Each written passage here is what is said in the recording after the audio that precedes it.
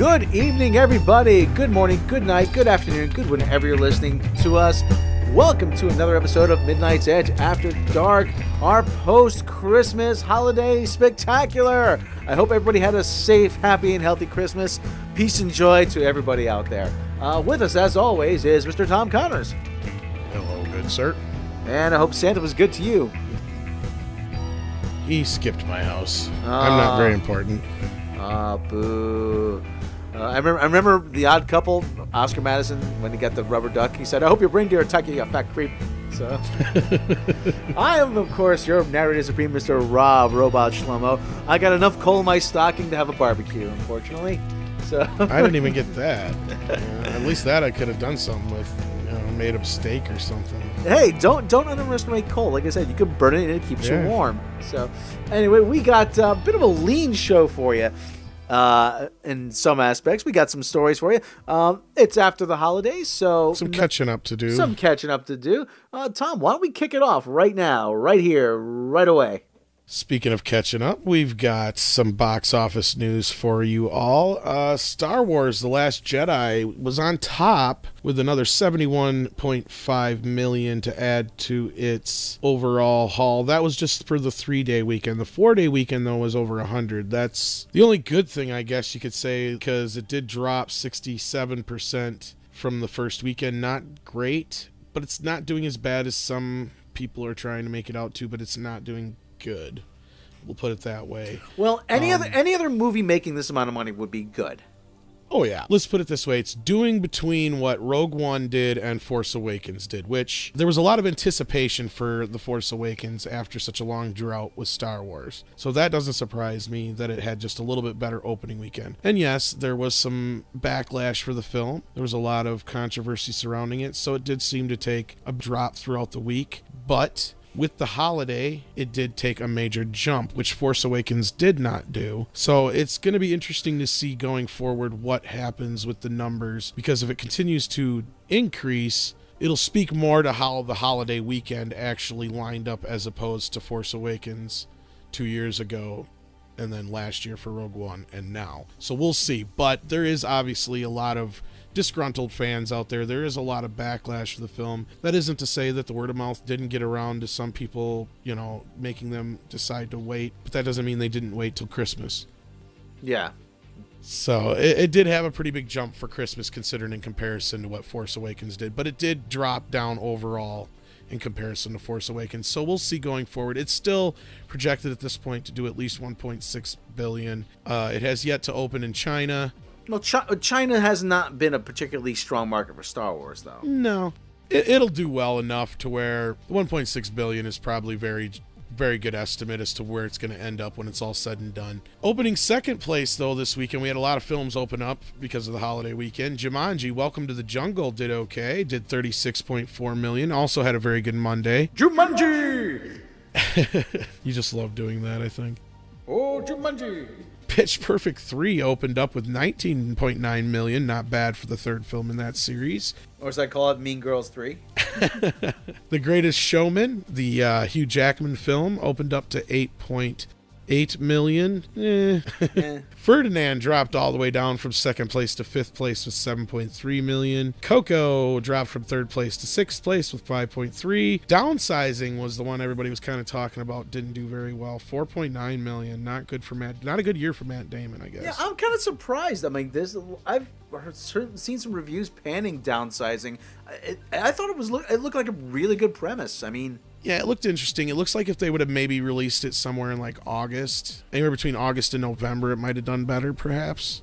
Or maybe March. Yeah, I don't know. It just seemed like they picked a bad time to release it. I get it. They're trying to do like a counter-programming thing, but you got a lot of stuff out there competing for people's attention between Jumanji and Pitch Perfect. You know what I mean? And Coco and Ferdinand for the kids. So, it just kind of I think it was bad timing more than anything, but it could be wrong. The movie could be bad. I haven't seen it. It only had a $68 million budget, which is sad because that's not a real huge budget. And it's not low, but I mean, it's one of those budgets in Hollywood with having a star like Matt Damon and, like you said, an interesting enough premise that it could have done $100 million easy if you opened it at the right time, I think, when it's all said and done anyway, and done all right. But anyway, Darkest Hour came in at 8th place, jumping up from 16th place. That must have opened a little bit wider, adding 722 theaters to its run. Smaller film, it looks like, from Focus. Father Figures, I heard that really sucked.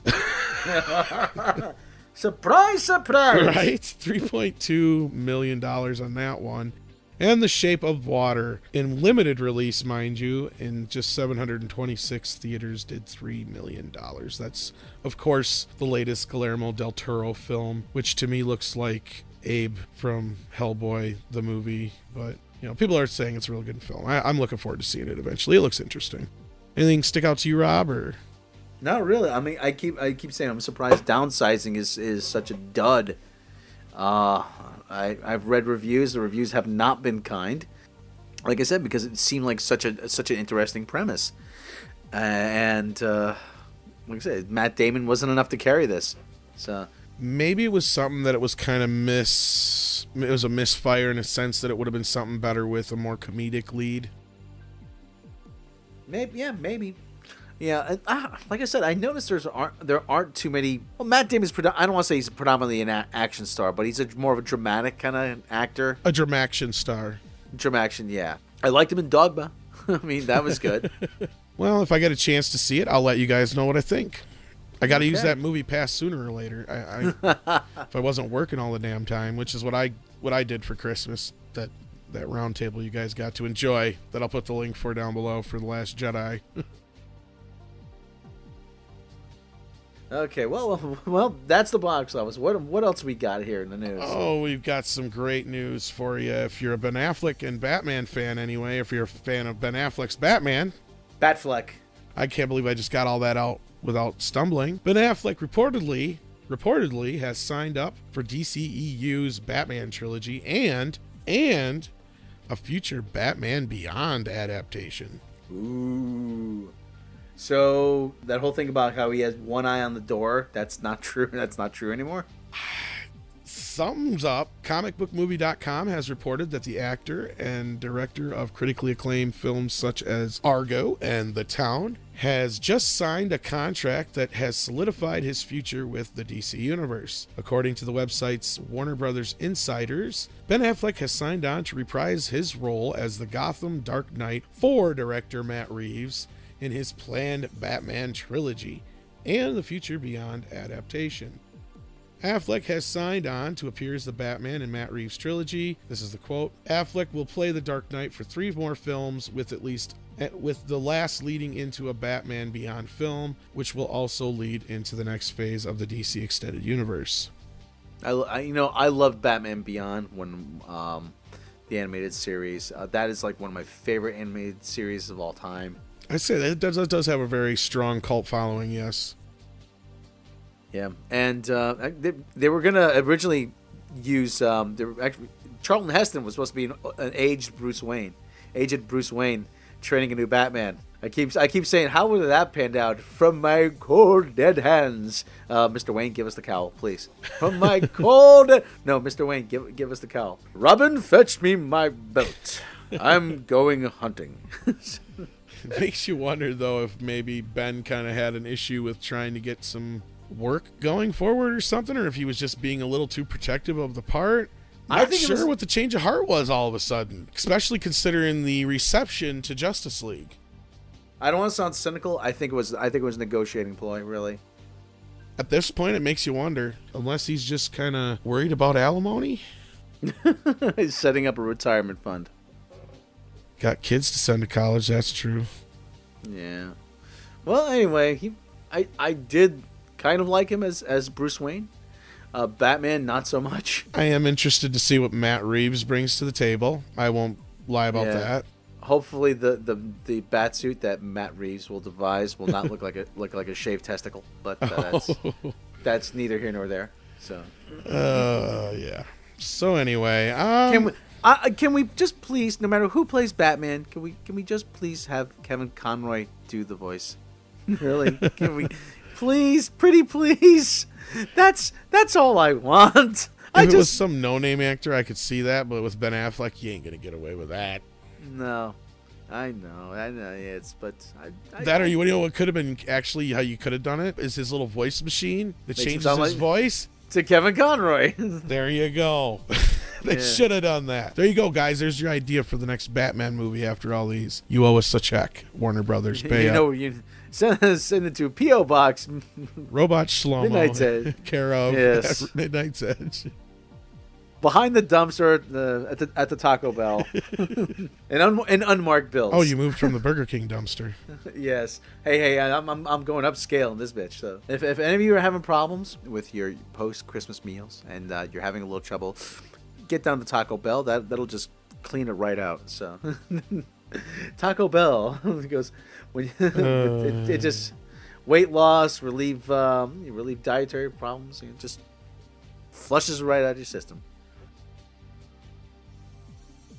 Speaking of flushing things right out of your system, Alien Covenant sequel what a segue has reportedly been canceled by Fox via Disney. Boy, this just like let me do the Wayback Machine. Rob, I think that if Disney has any choice on this, they're gonna cancel this Alien movie. I knew Ridley was just too hopped up on this shit to get some gay robots in a cave again. I knew it wasn't gonna happen. Ridley, we love it. We love you, babe. But we got something else for you to wake on first. Exactly. Yeah, it's not surprising. I mean, this is almost roundup-worthy news if it wasn't something we constantly talk about and had something that went with it in a way, which we'll get into here shortly. But if this is true, it's no surprise, especially with Disney taking over Fox. I could see them just being like, we need to kind of let this just settle for a while, let a little bit of demand build up for another film down the road that doesn't have Ridley Scott involved anymore. Put a little distance between this and the last film and the next one, yeah. Right, and I know I'm going to get a bunch of haters because for some reason every video I've done about Ridley Scott, clear back to the film buff and film snob days, every time we'll get yelled at whenever I'd say anything bad about Ridley Scott. So regardless, he's a great filmmaker. I just think he should stay away from the Alien franchise now. Had no real big issues with Prometheus, but everything that happened in Covenant, every time I've watched it since, which would be 3 times now, and I don't even want to give you the reasons why. Just well, just for me, you want me to draw me back to the Alien series, just have Numi Rapace in her underwear. So that's all I ask. Well, you don't get none of that in Covenant, so. Oh, and we didn't get a lot of anything but demystifying the alien and a bunch of gay robots in a cave. So, hello. Not even that kind of fun gay robot. We're talking just lame gay robots. What else we got? Moving on from gay robots. Well, obviously Ridley didn't take this news too well. You think? And decided to go lash out other places. He said, well, I know why Bladerunner 2049 bombed at the box office. It's too slow, too long. Okay, even though he's one of the producers. Didn't we have the same complaint about another science fiction movie recently that will remain nameless? That may be true, but the thing with Blade Runner was that it had way too big of a production budget. And it was not a franchise that necessarily had a demanding fan base to begin with. But the film did get good ratings from critics and fans. So I'm not sure what Ridley's doing here other than, like I said, just lashing out because he's pissed off about this whole alien thing, if it's true, probably. And he had a bad year, evidently, because between that and Covenant and Blade Runner 2049 failing at the box office, yeah, it's not been a good year for Ridley. Poor guy. I've been picking on him. Well, I actually forgot there was an alien movie this year. I really did. Not only that, it was a Ridley Scott alien movie. If you could call it that. Oh, Lord. Okay. Well, yeah. I think that covers that. I mean, really, I haven't seen the movie yet. I can't wait to see it. I will see it here when it comes out on video. So I'll let you guys know what I think on that. But it just kind of sounds a little bit like I said, he's lashing out because he's had a bad year. A little bit. Haven't we all? Seems like it, especially us here in the last couple of weeks when it comes to Star Wars and shit. Even though it keeps coming up. I told you not to say that word. Shit. I brought it up. My bad. All right. Well, tell us what's in the roundup, Rob. Get us out of this. Get us out of this. Ladies and gentlemen, for the roundup. Well, buckaroos, time to saddle up that horse and head on out the barn. We're going to have ourselves a roundup. Yeehaw! Howdy, pilgrims. So, not a whole lot going on in the roundup. I was a big fan of Paul Reiser. Actually, he's a stand-up comedian. I'm not so much Mad About You, but a lot of people seem to like him. Speaking of Alien, he was in Aliens. Yes, he's ties to Alien. Actually, Mad About You revival is in the works of Paul Reiser and Helen Hunt are both in talks to return, and this comes to us from Deadline. It is reported that the revival of the series, which was created by Reiser and Danny Jacobson, would reconnect audiences with present-day Paul and Jamie, who are suffering from a case of empty nest syndrome as their 17-year-old daughter Mabel goes to college. We don't have a word on the return yet, but they're looking possibly for next fall. Were you mad about you? Was I mad about you? Yes. Not particularly. I was a chronically single guy, so, and that's usually is like a couples kind of thing, you know, that kind of couples watching. I remember when George Costanza was watching with Susan in bed. Hey, the Yankee game, they're replaying the Yankee game on MSG. George, it's time for Mad About You. And he's like, I gotta go, Jerry. But it's kind of interesting to see a couple at the beginning of their relationship, unlike, you know, something like Home Improvement, where they've been married for 10 or 15 years and they got like a bunch of kids. So I wasn't a huge fan. I wasn't not a fan. I could take it or leave it. Yeah, but like, look at it this way: I can't stand Full House, but if it wasn't for Fuller House, we wouldn't be getting this Roseanne reunion. We wouldn't be getting this show. And I'm sure if both Roseanne and this, or we got X-Files too as well, because you know what I mean. It's like, oh yeah, these revivals are all stem mostly back to Full House, I think, Fuller House. But yeah. Speaking of revivals, the XFL. If anybody out there remembers that, oh, Jesus. Is it? Check that date on that. Or it sure doesn't say 1999 on there.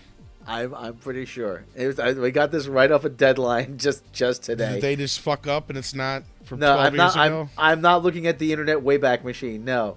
The XFL return dream gets closer as WWE head Vince McMahon files to sell shares. This comes to us from Deadline. It's been updated. The XFL return may be moving closer to reality. In a move to fund his new Alpha Entertainment, which may be a vehicle to the XFL's return, wrestling mogul Vince McMahon has filed details with the U.S. Securities and Exchange Commission on the sale of 3.34 million shares of his WWE empire, equaling about $100 million. The filing noted the sale was, quote, primarily to fund a separate entity from the WWE company, Alpha Entertainment LLC, which Mr. McMahon established to explore investment opportunities across sports and exploit is more right. Yeah.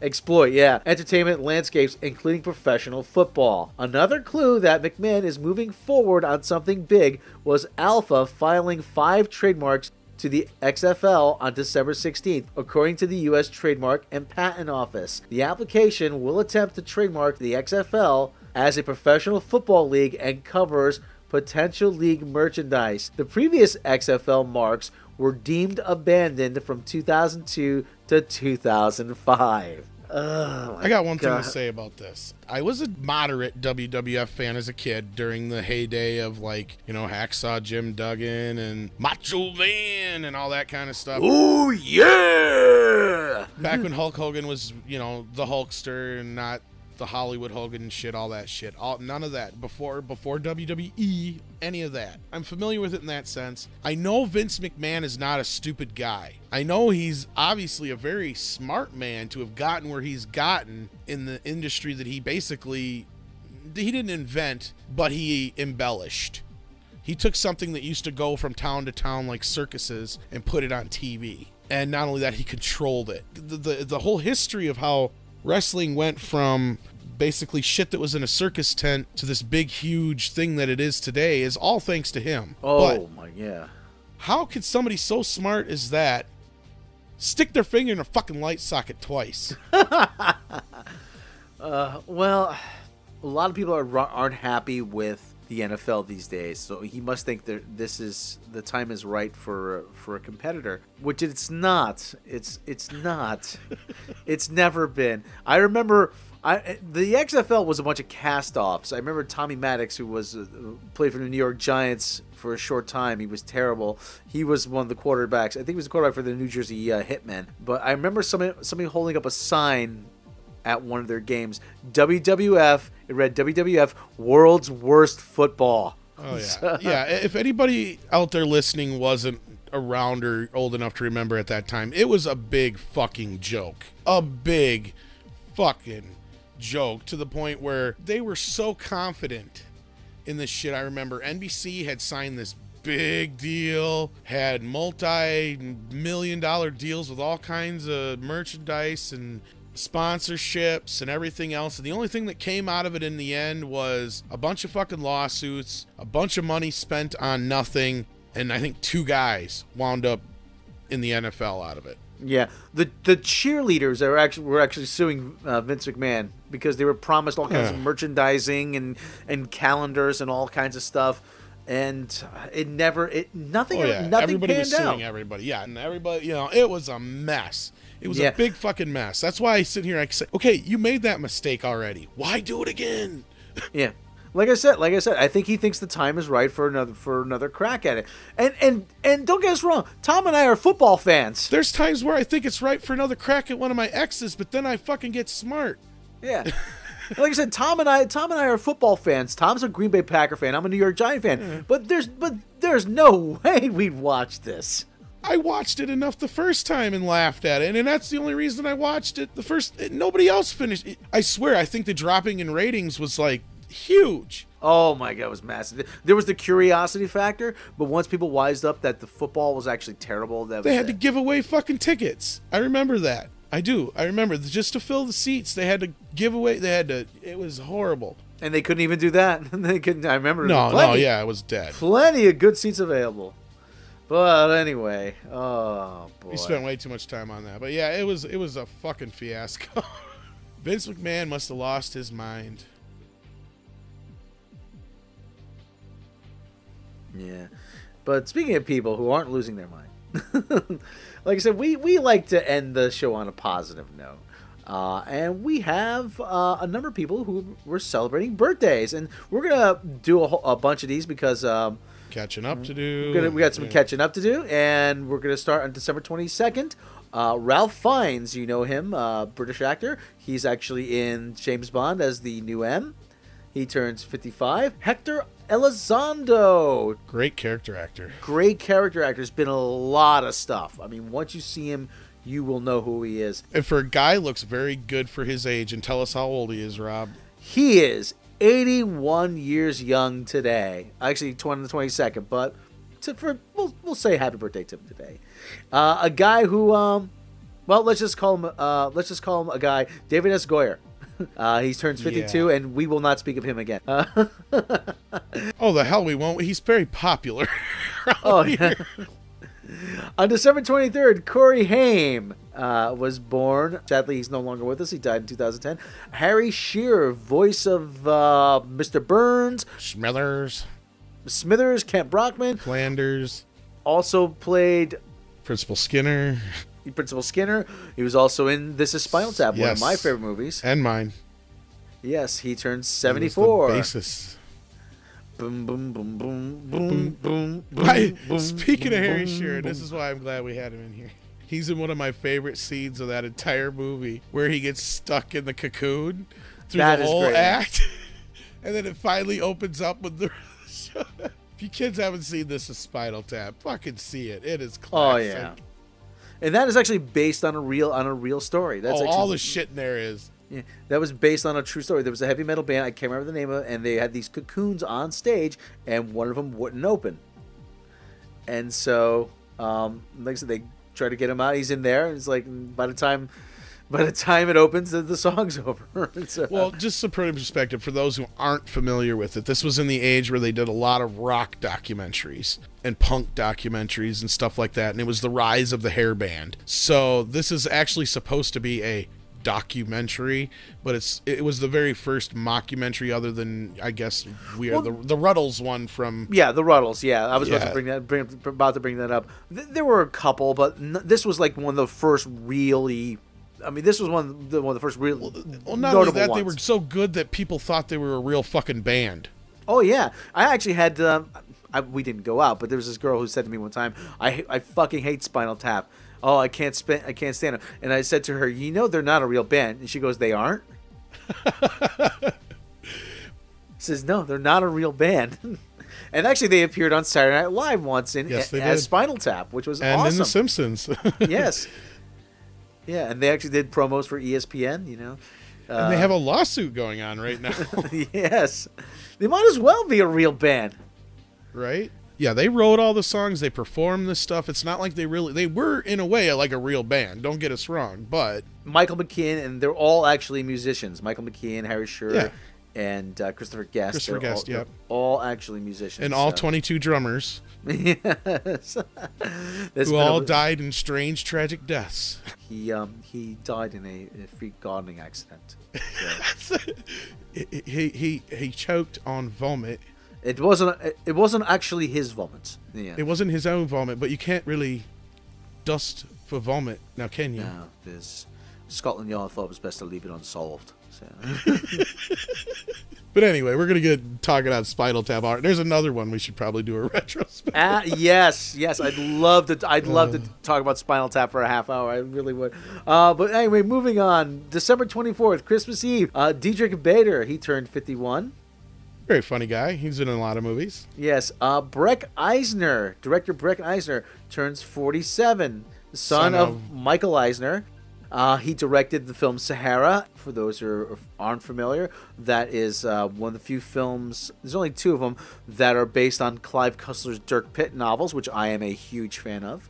If you haven't read any of those, check them out. They're very well-paced, very action-packed, and you'll probably enjoy them. Which I'm sure that's a mini-doc retrospective that you'd probably be interested in seeing of how what the hell happened to Sahara. Yeah, actually, I wrote one for a robotic movie project, and I haven't recorded it. I'll have to get around to that at some point. But it's an interesting story, and Clive Cussler's work is that movie's still tied up in some lawsuits, and I don't think we're going to see another Dirk Pitt movie, well, at least not until Clive passes on, which I hate to think about that. But anyway, right. Nicholas Meyer, the man who writer-director of Star Trek II, The Wrath of Khan, he turns 72. December 25th, Christmas Day, babies. Sissy Spacek, she turns 68. We know her from Carrie and Coal Miner's Daughter. Humphrey Bogart, born on Christmas Day in 1899. CCH Pounder turns 65. Dick Miller turns 89. I love Dick Miller. Rod Serling, creator of The Twilight Zone. He was born on Christmas Day, 1924. Cab Calloway. If you don't recognize that name, he was the man who did Minnie the Moocher. He was in The Blues Brothers. Very prominent musical performer back in the 30s and 40s. He was born on Christmas Day, 1907. Rick Berman, the Star Trek steward in the 90s, producer of Voyager and Deep Space Nine and The Next Generation. He turns 72. On December 26th, today, Jared Leto turns 46. Kit Harington from Game of Thrones turns 31. Lars Ulrich, drummer from Metallica, turns 54, who I'm not that big a fan of. Neither am I, but I know there's a lot of Metallica fans out there. And yeah. Yes. Carol Spinney, who played Big Bird on Sesame Street, he turns 84. And on December 27th, Heather O'Rourke from Poltergeist, she was the little girl Carol Ann. She was born on December 27th, 1975. Sadly, she is no longer with us. She died in 1988. John Amos, he was the father in Good Times. He's also in Coming to America. Also in Coming to all America. Kinds of other shit. Beastmaster. So anyway, we talked a little bit about the WWE before. Bill Goldberg, or otherwise known as Goldberg, he turns 51 on December 27th. And Charles Band, producer of Full Moon Pictures He turns 66, and those are the birthdays. And if you're celebrating, happy birthday to you. If you're still celebrating, please don't drink and drive. We're gonna be back soon with another podcast soon, as we said. But if you do like the podcast, then why not subscribe? Click that subscribe button and click the bell icon. That way you'll be notified when new stuff like this is uploaded, won't they, Tom? Indeed, they will. And if you really like the podcast, then consider supporting us through Patreon. Patreon supporters will get all kinds of bonuses. I mean, there's multiple tiers. You will get early information when mini documentaries are uploaded, access to early mini documentaries. You'll get access to special bonuses. You'll get outtakes. You'll get bloopers. You'll get lost episodes. You'll get the full uncut Alien mini documentary. And Ridley Scott would approve of that one, wouldn't he? Oh, I'm sure he'd love to watch that. Yes, I keep mentioning that because it was so hard for me to record. And you'll get all kinds of bonuses, and you'll get our undying thanks as well. Well, like for instance, for a special little Christmas gift, every patron got to hear the Last Jedi roundtable earlier this time. And normally it'd be a little higher tier, but for Christmas I figured what the hey. Yes, and like I always say, we just don't take that support and put it in our pockets. We put it back in the show and things like software for editing, mics. We're working on storage. We're working on possibly some faster computers so we can get some more videos out for you guys quicker, all kinds of stuff like that. iTunes. Working on iTunes. Yes, iTunes, SoundCloud. We're working on all kinds of stuff for the new year. We're working on potentially a website of our own. Like I said, we take your support and we make the show better for you. Oh, because without you, we cannot do this. We cannot do this without you. And we got some great plans for the new year, actually. Yes. And if you don't have the means to support us through Patreon, then by all means, click subscribe, share this video with your friends, because as I said, we cannot do this without you. So, one more time, I am your narrator supreme, Mr. Rob Robot Shlomo from Shabby Road Studios. And I am Tom Connors. And we'd like to thank you for joining us, and we will catch you next time.